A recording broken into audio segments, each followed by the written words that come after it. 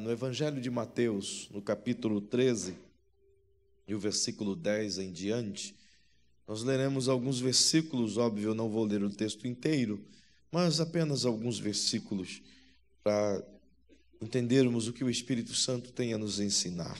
Lhes prometo ser bem breve, eu já tenho uma equipe condicionada cuidando do meu tempo, então agora eu vou ser bem breve. Bem, isso que acabei de ler convosco, eu já li? Não li ainda, né, tchê? Mas eu não li, meu. Eu li tantas vezes isso hoje que não li aqui. Mas do verso 10 em diante diz assim: acercando-se dele os discípulos, disseram-lhe: por que lhes fala por meio de parábolas? Respondeu-lhes Jesus: porque a vós é dado conhecer os mistérios do reino dos céus, mas a eles não lhes é dado. Ao que tem se lhe dará, e terá em abundância. Ao que não tem, até aquilo que tem lhe será tirado. Por isso lhes falo por parábolas, porque eles, vendo, não veem, ouvindo, não ouvem, nem compreendem. E neles se cumpre a profecia de Isaías: certamente ouvireis, mas não compreendereis. Certamente vereis, mas não percebereis. Pois o coração deste povo está endurecido, e ouviram de mau grado com seus ouvidos, e fecharam seus olhos, para que não vejam com os olhos, ouçam com os ouvidos, compreendam com o coração, se convertam, e eu os cure. Mas bem-aventurados os vossos olhos, porque veem, e os vossos ouvidos, porque ouvem. Pois em verdade vos digo, que muitos profetas e justos desejaram ver o que vós vedes, e não ouviram, e ouvir o que vós ouvis, e não o ouviram. Amém. Obrigado, queridos. Amados, nessa sequência de falas de Jesus, obviamente que você vai vê-lo sempre citando no meio de seus sermões a palavra reino dos céus ou reino de Deus. Naturalmente, Jesus está ensinando a cultura do reino e trazendo a contento das pessoas que a ele seguiam, fazendo com que elas pudessem não apenas ouvir, mas também se aprofundar naquilo que ele lhes dava. Perceba que é uma grande porção de ensinos esse capítulo 13 do Evangelho de Mateus. Na verdade, são uma sequência maravilhosa de todo esse conteúdo que tem pela frente. Você pega desde o versículo 1 até o versículo 58, você vai ver Jesus em vários lugares tratando sobre o reino de Deus, explicando por parábolas como é e o que é o reino de Deus. Entretanto, perceba que ele utiliza um cenário que ele constrói na mente dos discípulos, e há de saber que parábola nada mais é do que um cenário construído para que aquela lição de Jesus possa ser bem compreendida. São histórias que, por sinal, na boca de qualquer outra pessoa são verdadeiras ou não, pode ser fictícias, pode ser fantasiosas ou pode ser meramente um conto, mas eu tenho fé e convicção plena de que todas as parábolas que saíram da boca de Jesus, ele as contou a partir de coisas verdadeiras, até porque, em momento algum, a Bíblia diz que na boca de Jesus achou-se um engano. E se, em momento algum, achou engano na boca de Jesus, normalmente que ele não ia contar, que sequer que fosse uma história, ainda que fosse uma analogia, que não tivesse um fundo de verdade, ou que não tivesse ouvido ao longo de sua sabedoria. Portanto, ele se utiliza dessas histórias para fazer as pessoas compreenderem bem a sua mensagem. É como se ele construísse um cenário e colocasse as pessoas bem dentro desse cenário. E perceba que ele começa o seu sermão levando elas a olharem um cenário profético, e eu não vou aqui trabalhar esse cenário profético, até porque já fiz outras vezes e certamente o farei no futuro, mas ele constrói na primeira parábola um cenário extraordinariamente lindo, mas que fazia parte do contexto das pessoas que ali estavam. Até porque todos entendiam de semeadura e de semeador, de semente e de terra. Seja o mais leigo, ia compreender essa forma que ele estava ensinando. Ainda que não fosse agricultor, ainda que fosse qualquer outra pessoa, mas entende o conceito de pegar uma semente, jogar na terra e plantar. E especificamente nesse tempo, ele utiliza a forma como os homens plantavam, do que era lançar a semente na terra já preparada, ou a terra escolhida. Hoje nós temos os mecanismos de enterrar a terra, de enterrar na terra a semente, de adubar, de preparar, mas ainda há lugares que o semeador simplesmente lança a semente jogando-a por uma vasta extensão de terra para que ela nasça aleatoriamente. Perceba, portanto, que Jesus utiliza esse cenário e conta a parábola do semeador. E nessa parábola, nós bem sabemos que ele expôs a figura de um semeador, a figura de um tipo de semente, embora fossem muitas, mas é o mesmo tipo, é a mesma semente, e ele diferencia 4 tipos de terras, como vós já lestes e compreendestes, desde o versículo 1 até o versículo 9 dessa parábola. Perceba que o primeiro semeador, ele semeou a primeira semente do agricultor, caiu na beira do caminho e veio uma ave de rapina e a tragou e a não permitiu que ela nascesse, a levou embora. A segunda semente, perceba que ele lançou na terra e a terra a acolheu e de forma que ela cresceu, mas o terreno era pedregoso e ela não conseguiu estabelecer raízes e, portanto, não teve vida em si mesmo e morreu devido ao calor. A terceira semente, diz ele que ela caiu em uma terra onde havia espinhos, mas até então a terra era boa e ele não semeou diretamente nos espinhos. E essa semente aprofundou-se e nasceu e cresceu, mas junto a ela cresceu também os espinhos e, por sinal, mais do que ela cresceu, esses espinhos a sufocaram e ela veio a morrer. Vem, portanto, a quarta tentativa e ele lança sobre um terreno bom, no qual todos os outros também era bom, mas com as suas particularidades não puderam absorver a semente. E agora, nesta quarta tentativa, diz Jesus que a semente brotou, cresceu e ela produziu 100 por 1. Obviamente, como vos disse, esse cenário profético traz a figura do semeador como o primeiro semeador bíblico, a saber, Deus foi o primeiro que semeou, plantou um grande jardim, Gênesis 2:9, ensina-nos isso, logo Deus é o primeiro semeador. Mas ele faz, dentro dessa analogia ou dessa parábola, 4 tipos de sementeiras, isso representa quadros proféticos desde os dias do Éden, a saber, de Israel, até chegar nos dias da igreja. Perceba que a primeira semente lançada foi a semente lançada em Adão, obviamente não nasceu, não frutificou, porque a serpente tirou-a dos seus ouvidos e ele não conseguiu guardar a palavra no coração, e iguala-se exatamente a semente lançada à beira do caminho. A segunda semente, nesse cenário profético, porém histórico, você percebe que Jesus afirma que ela caiu num terreno pedregoso, refere-se às palavras que Deus deu a Israel, quando este saiu do Egito e foi habitar em meio aos amorreus, aos cananeus, aos ferezeus, aos jebuseus, e Deus disse, olha, cada um deles tem suas leis, suas regras, seus costumes, suas culturas, e vocês não devam ouvi-los, não devam copiá-los, não devam se adequar a eles, não devam aprender a cultura e as leis e as regras deles, ao contrário, sejam luz para eles são pedras e vocês vão estar no meio deles, mas não deixem que eles sufoquem vocês ou que eles transfiram a vocês sua fé e sua cultura, ao contrário, fale de mim para eles. Deus inseriu a sua palavra ao coração dos israelitas e eles receberam a partir do capítulo 19 de Êxodo, mas à medida que se assentam na terra prometida, Juízes capítulo 2 e o versículo 10 diz que a segunda geração que já estava na terra prometida não mais se lembrava do Deus de Israel e nem das histórias que Deus havia feito junto àquelas famílias que antes partiram, portanto passaram a servir os deuses das terras nas quais eles absorveram, isto é, nasceu a semente, porém as pedras o sufocaram, porque essa semente não achou raiz em si mesma e não conseguiram se tornar o Israel de Deus, a porta-voz das bênçãos de Deus para as nações nos dias dos juízes. Perceba que tem a terceira tentativa. Disse Jesus que o agricultor, a saber o Senhor, semeou ainda outra vez. E essa semente caiu em uma terra boa, que na verdade não tinha espinhos em volta, e o semeador lançou. Ela nasceu e cresceu ao lado dela também espinhos que floresceram e sufocaram essa planta que, embora tinha nascido, tinha boa raiz, tinha futuro, poderia produzir, mas o que a impediu de produzir foram os espinhos que vieram sobre ela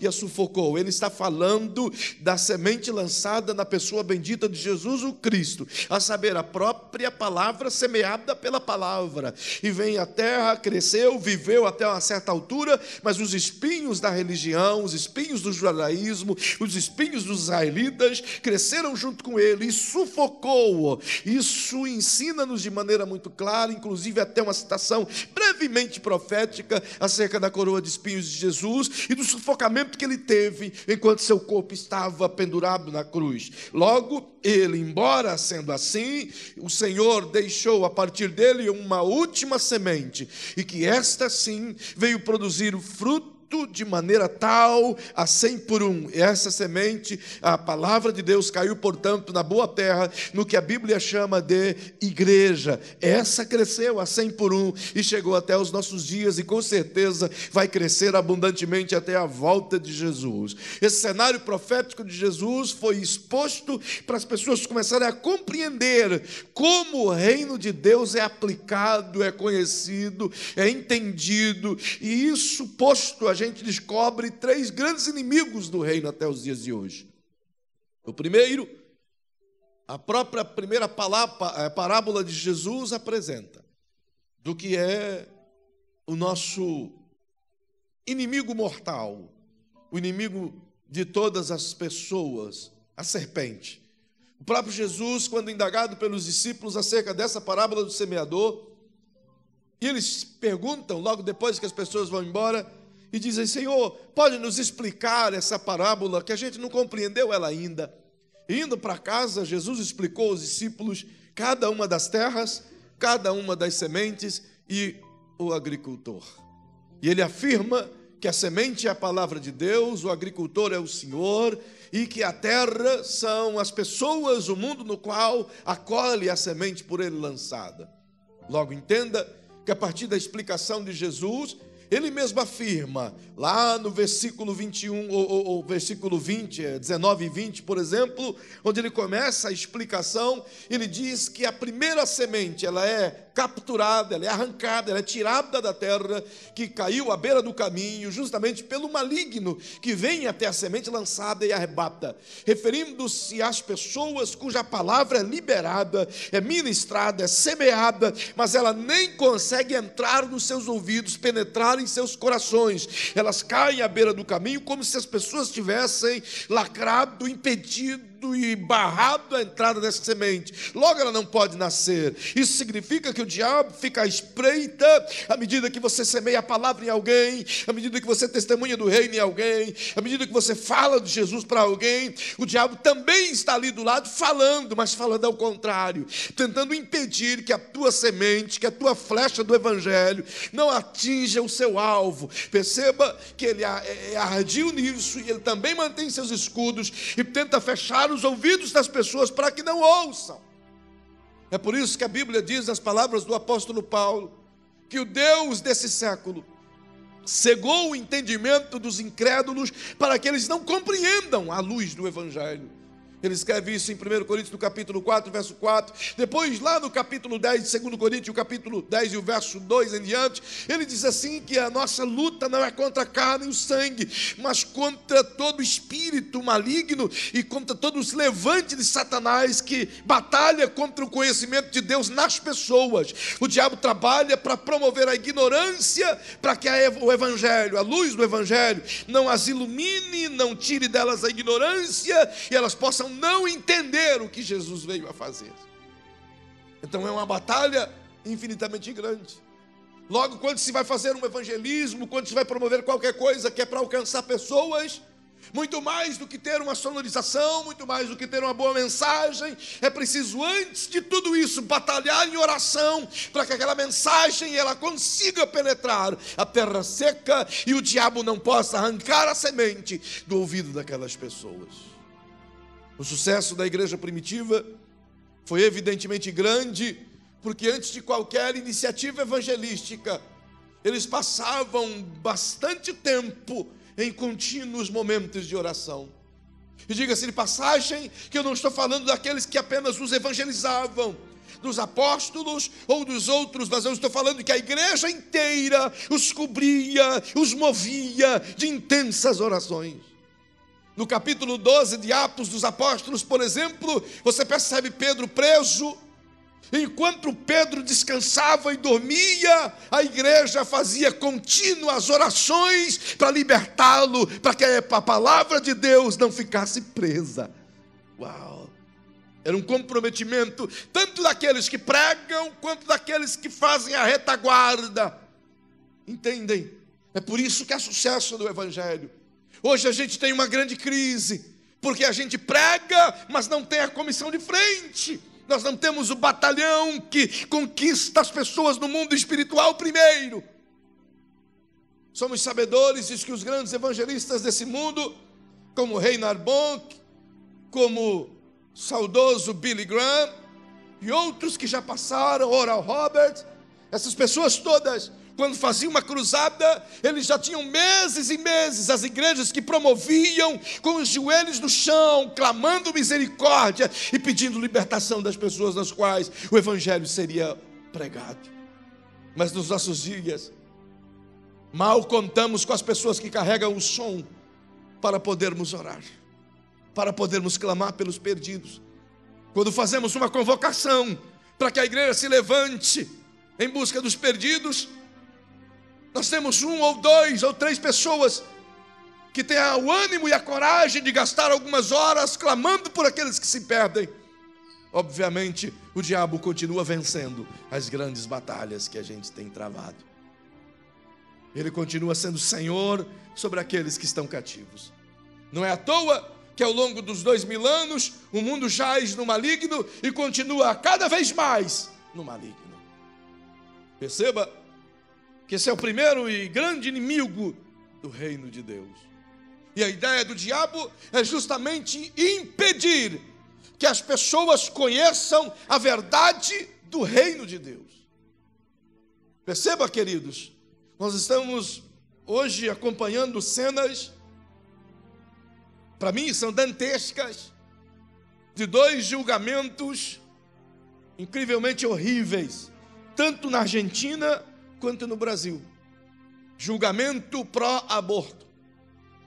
Hoje, agora, nesse minuto, no Senado argentino, está sendo a votação para a Argentina liberar o aborto até 14 semanas.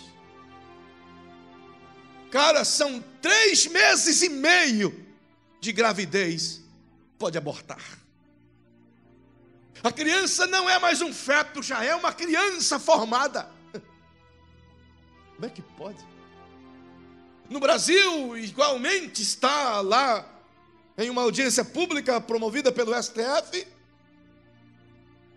exatamente para legalizar os pró-abortistas, na ideia de legalizar até 12 semanas. Portanto, qualquer grávida até 12 semanas, se isso passar, que eu espero em Deus que não passe, se isso passar até 12 semanas, qualquer pessoa, pelo SUS, ela vai poder abortar. É a legalização do assassinato em massa, sabe? E depois vem querer defender o genocídio. Há aqueles dos segmentos pessoístas, petistas e tudoístas que tem por aí afora, que ainda defendem as mesmas corjas, que manipulam a vida e que militam contra o reino. Não sabem eles, ou sabem e gostam, que são meros bonecos manipulados por Satanás, como marionetes nas mãos do maligno, impedindo o entendimento, levando eles a serem assassinos em potenciais. Como que pode?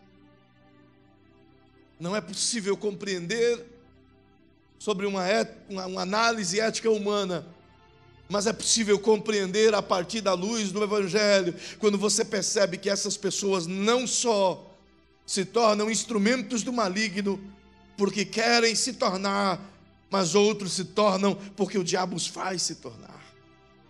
Perceba que há um segundo inimigo do reino, que Jesus aponta na sua fala no verso 20.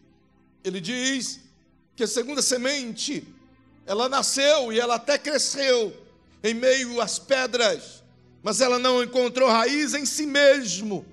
E perceba que ele diz que quando veio as lutas, as perseguições, por causa do que ela tentou viver, então de imediato ela desistiu e morreu, perdeu a vida, como que se fosse queimada pelo sol.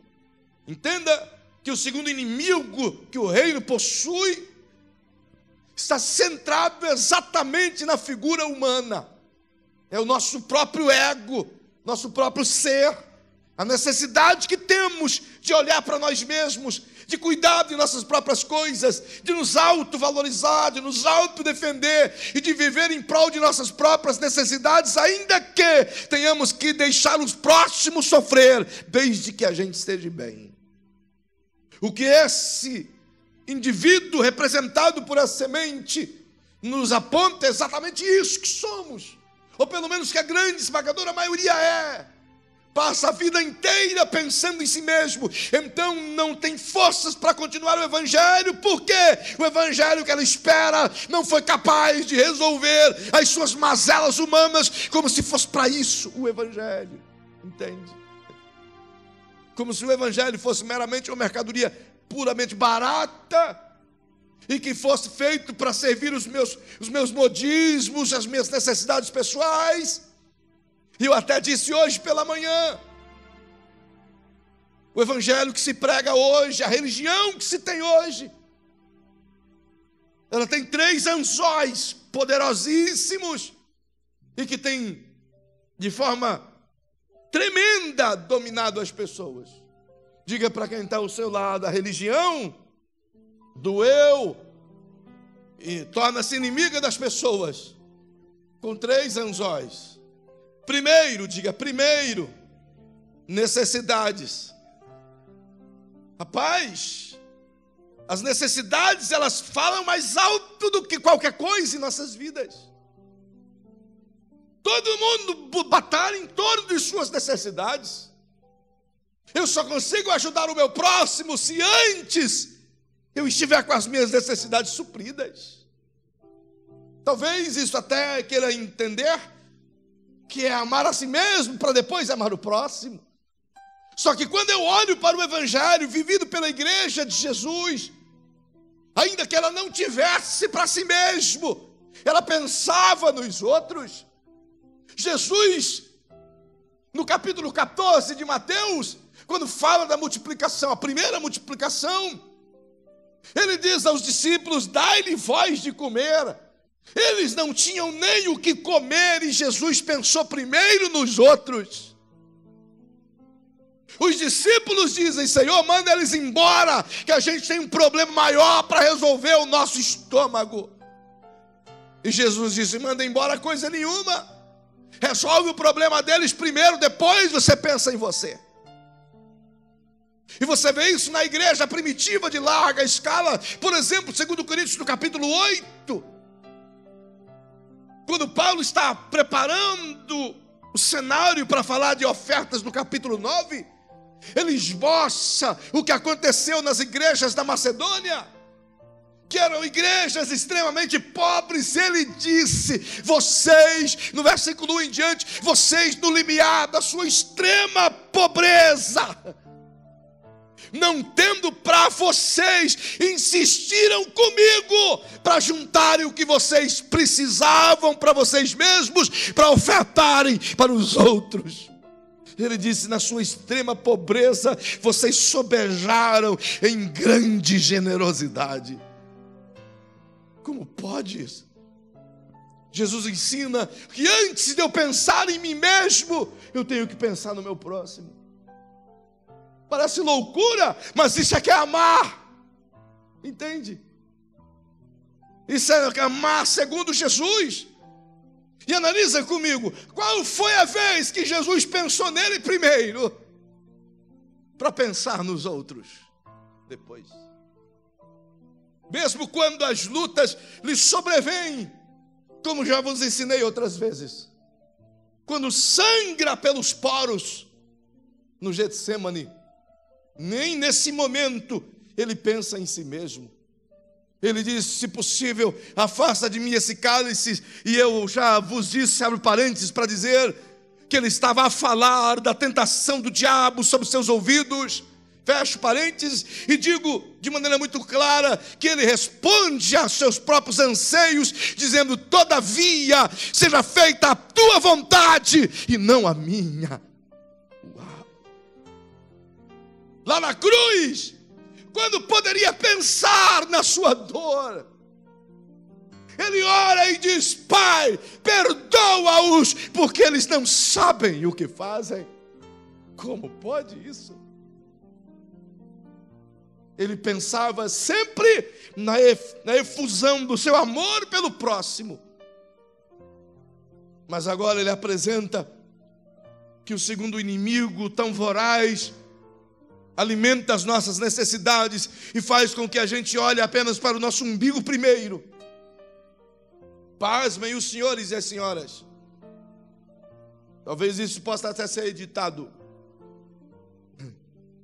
Mas se você acompanhar a separação das roupas que são ofertadas para o bazar missionário, você vai olhar com nojo, porque nem para pano de chão você usaria algumas peças que os cristãos trazem para vender, para ajudar outros cristãos. Isso é lastimantemente terrível.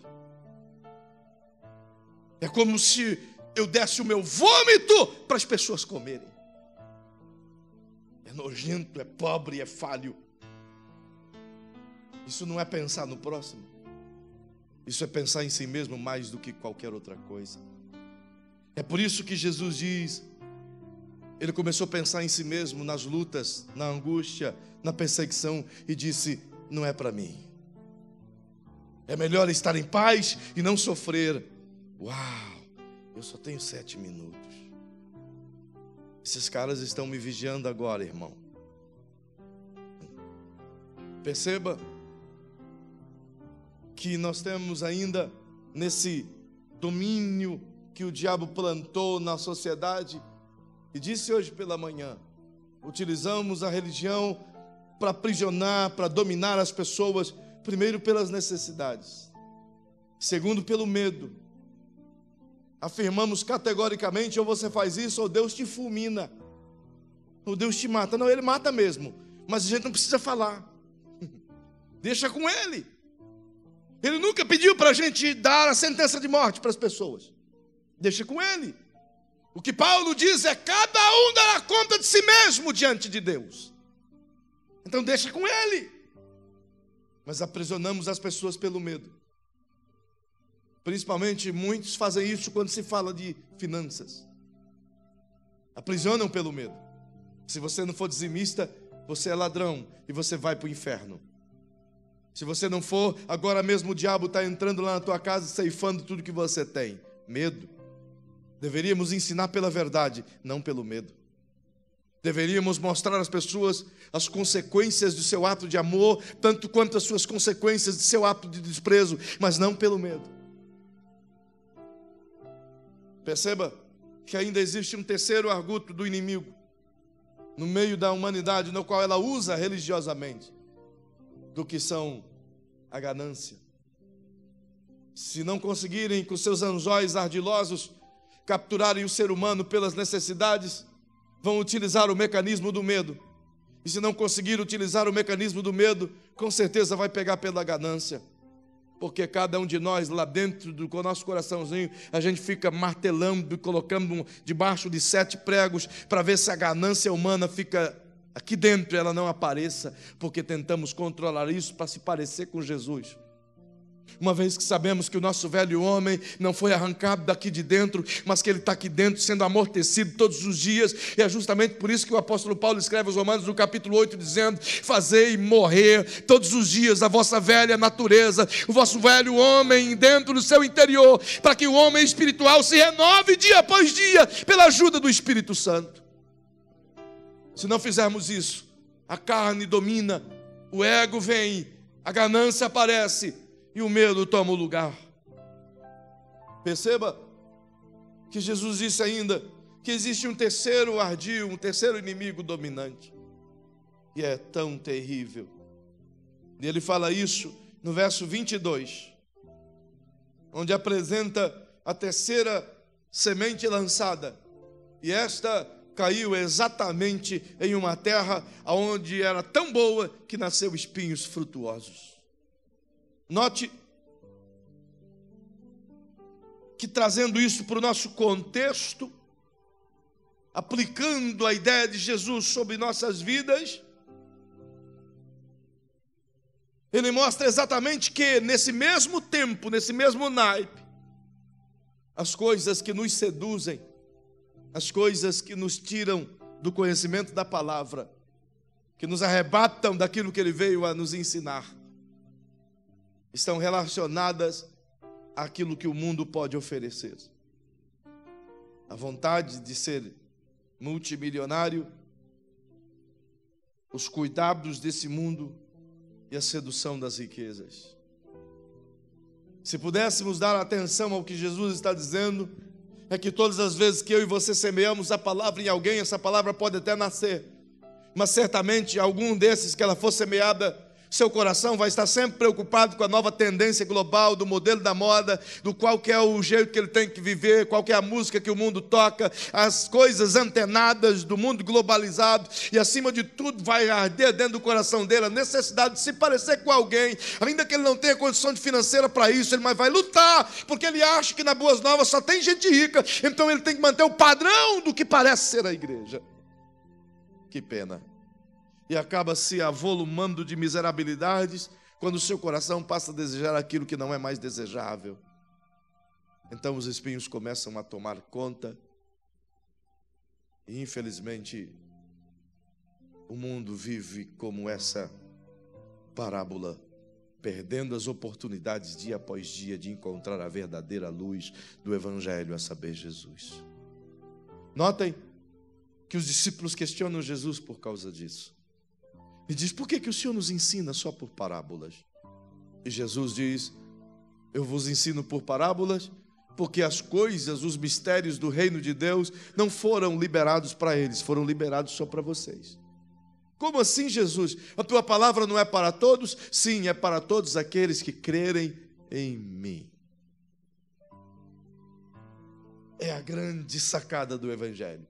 O amor de Deus é para todos? É, para todos eles, mas só receberão aqueles que crerem nele como seu Senhor. A misericórdia de Deus é para todos os homens, mas só receberão a misericórdia aqueles que crerem no seu Filho como seu único e suficiente Salvador de suas vidas. Indagado por isso, Jesus responde essas questões em uma forma explicativa, como em uma grande pregação maravilhosa. E se você quiser ver, depois na sua casa você analisa, falando a Nicodemos no capítulo 3, ele esboça isso a partir do verso 16, do qual conhecemos muito bem. Porque Deus amou o mundo de tal maneira que deu o seu Filho unigênito para que todo aquele que nele crê, todo aquele que nele crê, todo aquele que nele crê, não pereça, mas tenha vida eterna. Aí o verso 17, ele vai acochando e colocando num funil, porque Deus enviou o seu Filho ao mundo, não para que condenasse o mundo, mas para que o mundo fosse salvo por ele. Quem nele crê não é condenado, mas quem nele não crê já está condenado, porque não crê no unigênito Filho de Deus. E a condenação é esta: a luz veio ao mundo e os homens amaram mais as trevas do que a luz, porque as obras deles eram mais. Que tristeza. Portanto, o reino, com toda a sua glória, com toda a sua beleza, com todo o seu fulgor, com todas as suas bênçãos, com todos os seus benefícios, está à disposição de qualquer um. E o requisito primário é aquele que crê. Diga para quem está ao seu lado: tudo do reino de Deus está à disposição de todo aquele que crê. Parece ser tão radical, não é? Talvez a gente poderia amenizar a fala de Jesus e tentar dizer a ele: Senhor, seja mais complacente. Abra as portas do teu reino para toda e qualquer pessoa, independente se ela crer ou não. Então isso não haveria justiça, como já aprendemos outras vezes aqui. Perceba que ao responder isso aos discípulos, Jesus dá-me uma resposta inteiramente poderosa. E eu não vou ter tempo de comentá-la, mas eu vou colocar essa minhoquinha na tua cabecinha. Veja o que Jesus responde. O verso 13, como lemos, ele diz: por isso eu vos falo por parábolas, porque eles vendo não veem, ouvindo não ouvem, e nem compreendem. E nele se cumpre a palavra de Isaías: certamente ouvireis, mas não compreendereis. Certamente vereis, mas não percebereis. Então eu poderia dizer: mas Jesus, então o Senhor condenou uma geração à morte. O Senhor impediu que uma nação inteira ouvisse o Evangelho. Permitiste que uma geração inteira não recebessem a tua palavra, somente para que os gentios pudessem ouvir-te. Não foi injusto, Jesus, tu condenar Israel com toda aquela geração, para que nós pudéssemos ser alcançados? Não foi injusto apenas um pequeno grupo ouvir o Evangelho? Se olhar sobre esse prisma do que eu falo, injusto. Mas o próprio Jesus me faz saber. O verso 15, ele diz assim: por que eles não ouvem? Por que eles não creram? Por que não aceitaram? Por que não mudaram? Por que não receberam o reino?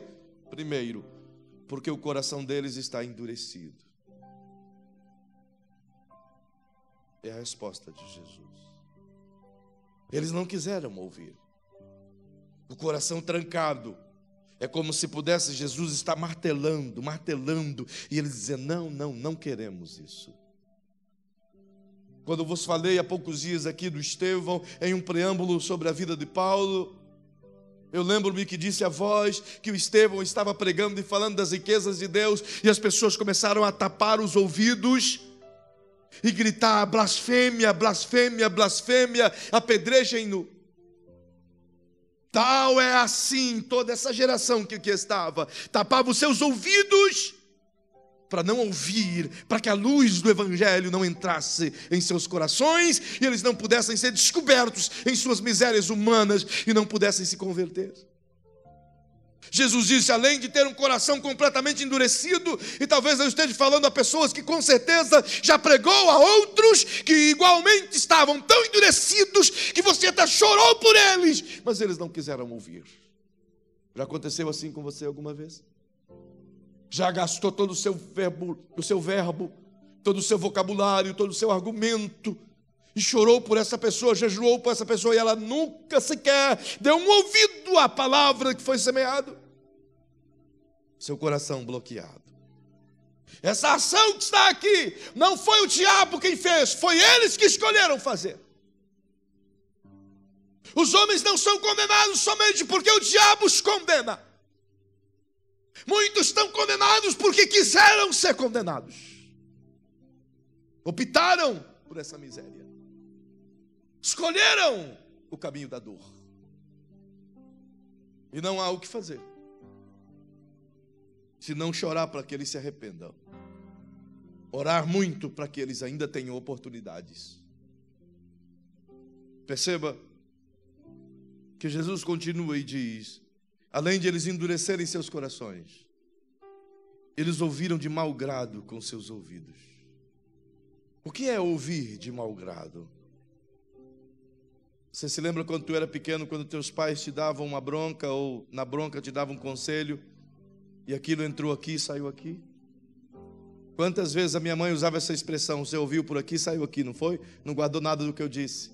E é verdade, porque bloqueava não só o coração, mas fazia de conta, ou impedia com que aquela palavra pudesse agasalhar-se, e faz isso quando ouço de mau grado. Estou ouvindo porque não posso me fazer de surdo. E a gente até se utiliza dessa outra expressão: é melhor ouvir isso do que ser surdo. Mas se faz de surdo. Escuta, mas não ouve. Sabe? Não consegue aplicar aquilo que está ali. Tem um zumbido no ouvido, mas seu coração não consegue capturar a palavra e armazená-la e praticá-la. Perceba, é dentro dessa perspectiva que Jesus continua e diz: porque eles estão com seu coração endurecidos e ouviram de mau grado com seus ouvidos, mas eles também fecharam os olhos para que não vejam. Ainda vendo, não conseguem ver. Lá no capítulo 9 do Evangelho de João, questionado pelas pessoas porque curou Jesus um cego de nascença, é absurdamente ridículo aquela passagem, não sobre a Bíblia, mas sobre a fala dos que perseguem Jesus. E eles questionam o Senhor, dizendo: mestre, está vendo esse cego de nascença? Estou vendo. Quem foi que pecou? Ele pecou ou os pais dele pecaram para que ele nascesse cego? Eu não sei se Jesus quis ser amoroso, mas essa pergunta é tão idiota, tão burra, que eu não deveria nem estar aqui. Porque como os caras podem fazer uma pergunta dessa: Senhor, ele pecou para que nascesse cego? Ele pecou aonde? No ventre? Na eternidade? Como pode fazer uma pergunta assim? Sabe aquele momento que tanto fica tanso e faz algumas perguntas tontas? E tolerância zero? É que Jesus tinha uma tolerância enorme, mas ele poderia ter dito: pergunta idiota, tolerância zero. Entretanto, naquela discussão toda, Jesus diz aos discípulos: muitos têm olhos, mas não veem. Andam por aí, mas não conseguem enxergar. Ontem eu tive levando meu filho para fazer um exame de zoinho lá no irmão Aron. E enquanto ele examinava, e com dores de cabeça constante, o médico anterior disse: isso não é neurológico, certamente é ocular, tu vai lá. E lá no médico, lá no Aron, então ele disse, ajeitou tudo, fez o exame do meu filho e disse: pastor, tem alguma coisa mais? Eu digo: tem, eu quero aprender. E ele gastou uma meia hora ali me ensinando coisas sobre ótica e sobre visão, que brevemente eu vou pregar aqui. Entretanto, perceba, uma das coisas que o Aron me fez abrir a mente. Ele disse: o olho, está vendo essas lentes? São apenas as lentes de uma câmera. Aqui não processa nada, só captura a imagem. O processamento de toda a imagem se dá aqui atrás do olho e é encaminhado para cá, nessa parte do cérebro. Uau, meu irmão, aquilo me abriu um leque tão gigantesco. É por isso que Jesus estava dizendo: você tem olho sarado, mas você não consegue ver, porque o olho tem simplesmente a função de ver aquilo que a mente quer ver. Seus olhos vão ver apenas aquilo que a tua mente quer ver. É por isso que ele disse: vocês têm olho, mas não veem. Eles não queriam ver. Uau! Que Jesus está escrachando.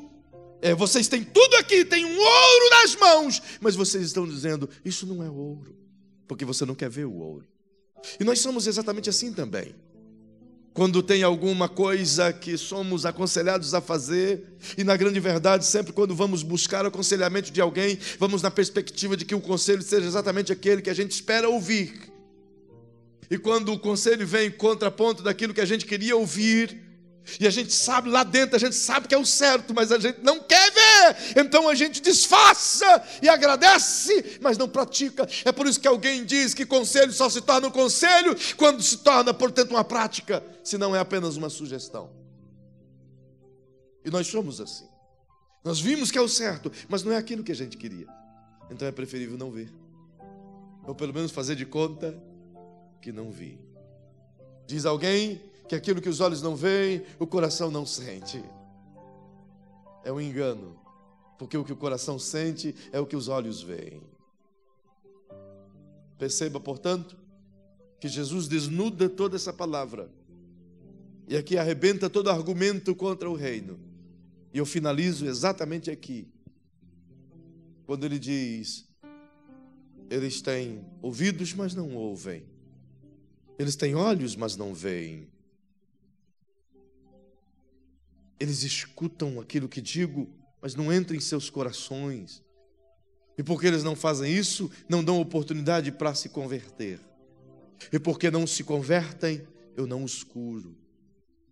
Mas aí Jesus disse: como eles não conseguem abrir o coração para absorver a palavra, não consegue abrir o ouvido para que ela entre, não consegue abrir os olhos para que vejam a verdade, então elas não compreendem o Evangelho, não compreendem o reino de Deus.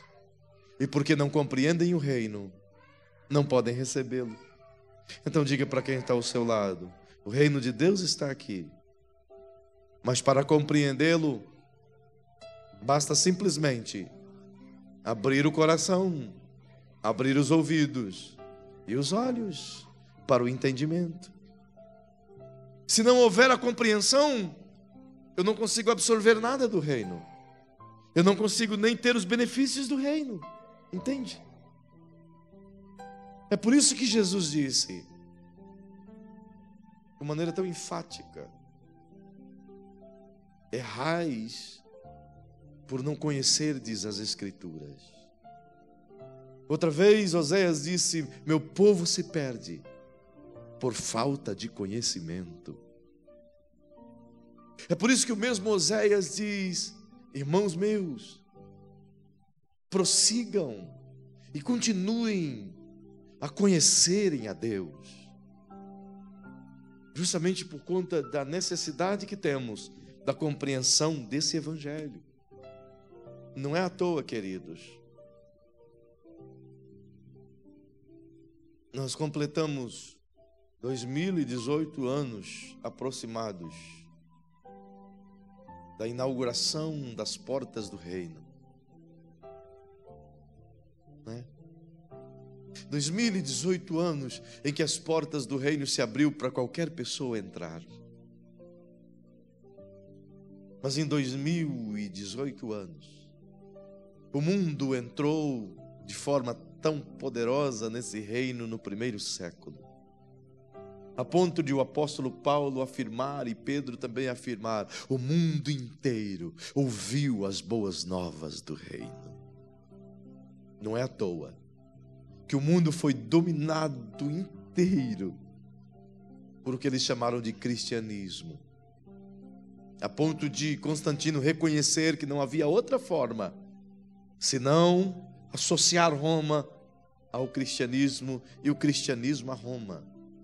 Assim foi o meio que Satanás encontrou de barrar o reino. Por quê?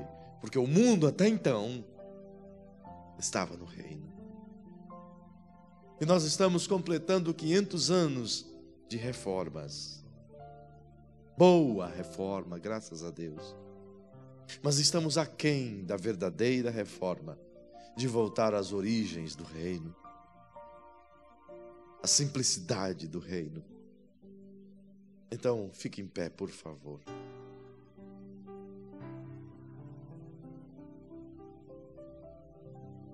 Jesus ensina que para que o reino se torne real em minha vida, primeiro eu preciso absorver a palavra. E absorvendo a palavra, compreender as boas novas. Então armazena comigo assim, com o seu dedinho, para que você aprenda. Abre a sua mãozinha assim comigo.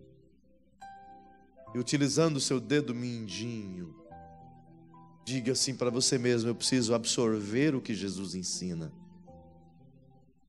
Absorvendo o que Jesus ensina, eu preciso compreender o que Ele ensina. E diga: absorvendo e compreendendo, eu posso viver o que Ele ensina. Absorvendo, compreendendo e vivendo, diga: eu posso receber os benefícios do reino. Diga agora: absorvendo, compreendendo, vivendo e recebendo, eu posso ensinar o reino de Deus. Sabe?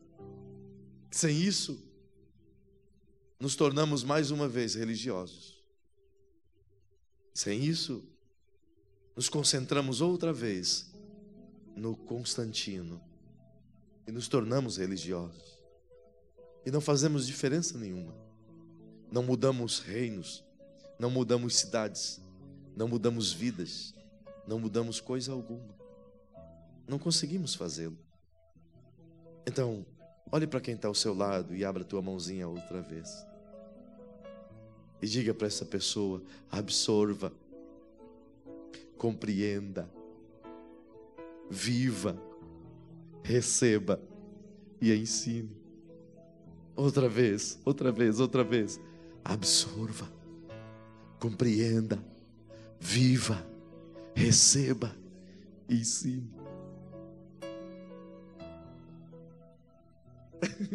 Como vamos viver o reino?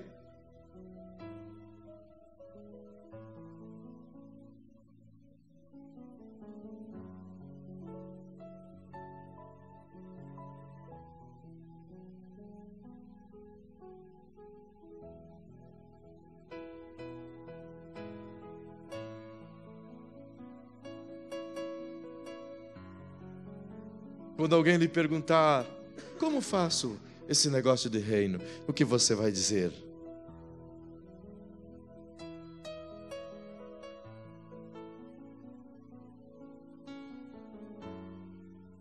Simples assim. Jesus disse: eles não fizeram nada disso, então não podem receber o reino. Não podem receber as curas, os milagres, as bênçãos, as provisões, a comunhão, a presença, o amor, a vida prática, o amor ao próximo, o cuidado, a capacidade de perdoar, de amar, de viver, de receber. Por quê?